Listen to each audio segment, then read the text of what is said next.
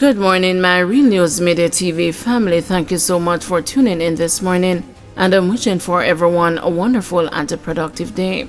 And in the news this morning, St. Catherine farmer charged for allegedly killing security guard and burying him in shallow grave. A 25-year-old farmer, Kamal McDonald, of Fraser's Content in Spanish Town, St. Catherine, has been charged with the murder and illegal burial of 33-year-old security guard Kevin Anderson. The Spanish Town police say about 1:39 p.m. on May 8, residents stumbled upon a body in a shallow grave along Fraser's Content Main Road. An investigation was launched and the body was identified as Anderson.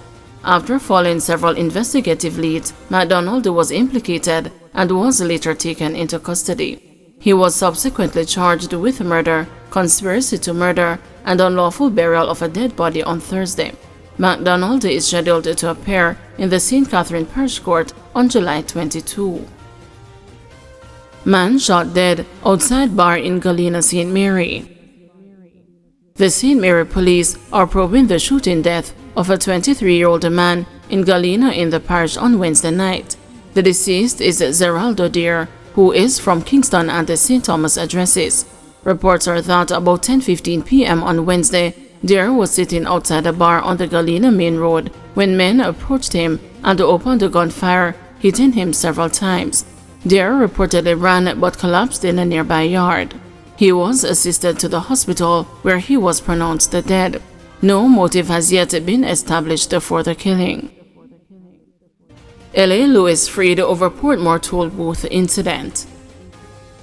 The failure of the prosecution to mount a successful case on Friday resulted in the acquittal of entertainer Horace L.A. Lewis of breaches of the Toll Road Act in the St. Catherine Parish Court.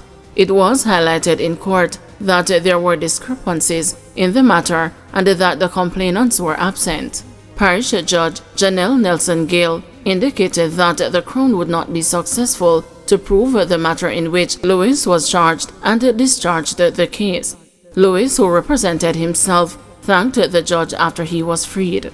"I do believe that justice was served here today. I'm even more pleased as I defended myself in the matter. I truly feel like a leader now," Lewis said.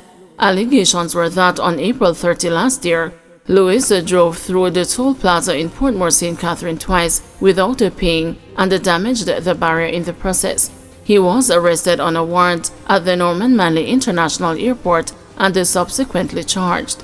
Lewis, who was given $200,000 bail, had pleaded not guilty to 1 count of toll evasion and 2 counts of forcible damage to toll road property. He previously pleaded guilty to 1 count of toll evasion and was fined $10,000. St. Catherine North Police named 12 persons of interest. The St. Catherine North Police have listed 12 men as persons of interest. The individuals were asked to report to the Spanish Town Criminal Investigations Branch CIB by 6 p.m. on Friday. Being sought are Zimroy Geddes, otherwise called Zim; Howard Nerari Miller, otherwise called Howie; Jerome Cummings, a man known only as Rifleman, a man known only as a Pow; Javon Stevenson, otherwise called a Fox, a man known only as Perry; Cleon Simpson, otherwise called Clancy; Jamar Donor, otherwise called Country; Andre Anthony McKenzie, otherwise called Shebby; Sean Boxer, otherwise called Balisha; and Maria Robinson, otherwise called Tala. The police say the men are believed to be able to assist the police in their investigation regarding several incidents in the division. Political parties trade blows over parliamentarians under IC probe. Deputy General Secretary for the Jamaica Labour Party, Senator Charles Sinclair, is challenging People's National Party President Mark Golding's stance that no PNP parliamentarian is being investigated by the Integrity Commission for illicit enrichment. Senator Sinclair, who labeled Mr. Golding's statement as misleading, said the opposition leader continues to spread a mischief in a bid to attain political power. On Thursday, Mr. Golding said his checks had revealed that no parliamentarian from the opposition benches is being investigated for illicit enrichment by the Integrity Commission. That declaration came after the Commission, in its annual report tabled in Parliament on Tuesday, said that 2 additional parliamentarians were being investigated, bringing to 8 the number of politicians identified as having unexplained wealth. But Senator Sinclair argued that it is nearly impossible for Mr. Golding to be certain that no opposition member of Parliament is under probe. As far as I'm aware, the Commission does not, as a matter of practice, write to individuals and state specifically that they are under probe for illicit enrichment. It's important that the country be clear that concerning this matter, the PNP and its president have been up to mischief and have been attempting to mislead the people for their own political gain and advantage. Meanwhile, the People's National Party has dismissed the claims of Mr. Sinclair and insisted that no member of the PNP is under investigation for illicit enrichment by the Integrity Commission. PNP spokesperson on Information and Public Communication, Nikisha Burchell, said the party is alarmed by Mr. Sinclair's assertions. According to Mr. Burchell, the JLP Deputy General Secretary is seeking to mislead the country by stating that people are not normally informed by the Integrity Commission that they are under investigation. We are saying that the JLP is fully aware that, to the contrary, the Integrity Commission does write to individuals who are under investigation for illicit enrichment and advises them of such investigation. This protocol, we know, is in place to ensure that those under scrutiny are aware of their status and can respond appropriately. In fact, in a public statement in Parliament, the Commission's Director of Investigation, Kevin Stevenson, said, and I'm going to quote him here, he said, all declarants who are being investigated for illicit enrichment must be so advised. Declarants under such an investigation must, by law, be given an opportunity to explain how they came by their assets. That's a direct quote.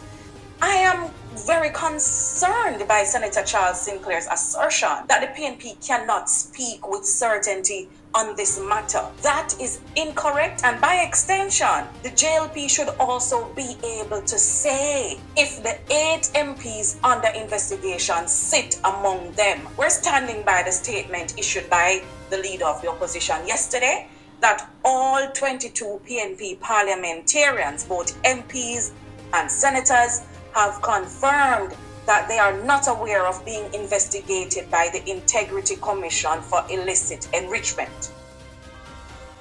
MP appeals for calm after Dover residents protest the lack of electricity. Member of Parliament for St. Mary's South Eastern, Dr. Norman Dunn, has appealed to angry residents in his constituency to remain calm while the authorities work to restore electricity to their area. Residents of Dover took to the streets on Thursday to protest against the delay in restoring power to their community following the passage of Hurricane Barry last Wednesday. The residents kept the security forces busy as they vented their frustration about what they said were unbearable conditions and the safety concerns amid the darkness. Dr. Dunn said he empathized with the residents, noting that many of them lost the food and other items stored in refrigerators. Whitfield town residents desperate for NSWMA to remove piles of waste. Unsightly piles of debris and domestic waste along Waltham Park Road in St. Andrew have prompted some residents of nearby Whitfield town to call for urgent attention from the National Solid Waste Management Authority. The dumping of garbage along the thoroughfare by residents of Whitfield town has been a long-standing problem, despite them admitting that collection of domestic waste by NSWMA has been frequent. But now debris from the hurricane, Labor Day and domestic waste line Waltham Park Road leading up to the Chinese cemetery. The stench and rodents have left some residents concerned for their health. Like for the bags, the white bags and stuff that you see out there, those are actually there from Labor Day.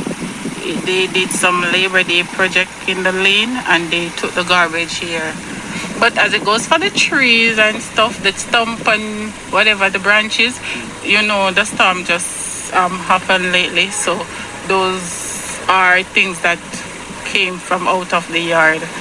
I would love for it to remove ASAP because rats and all those stuff are coming into the yard, and as you can see, there are houses that are close to the garbage heap. Well, it brings a lot of roach, rat, everything you can think of, all dog, and the stint. You have a lot of pampers with the parents and bring coming in rubbish too. And sometimes they don't come for this. The stint start. When last truck come yesterday, and clean up. And them take up some of the rubbish them and leave all the trash them on the tree chunk them, but them can't chew in a truck. But that's it. Guys, thanks for watching. Please join us this afternoon at 2 p.m. for another news update.